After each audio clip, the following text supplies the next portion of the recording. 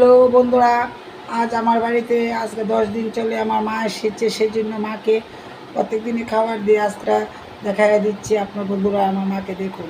এখানে মার জন্য একটু ফ্রাইড রাইস করেছি। ফ্রাইড রাইস খেতে খুব ভালোবাসে। আগের দিনের মানুষ তো সব খাওয়াই ভালোবাসে, অল্প খায় কিন্তু সব খেতে পারে। মাংস, ডিম, পেঁয়াজ, রসুন সব খায় না।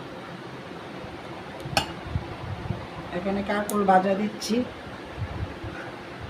এখানে আলুর বড়া করেছি, আলু আর পেঁপে নিয়ে বড়া করেছি, কারণ পেঁয়াজ রসুন এসব খায় না, সেই জন্য এগুলো দিচ্ছি।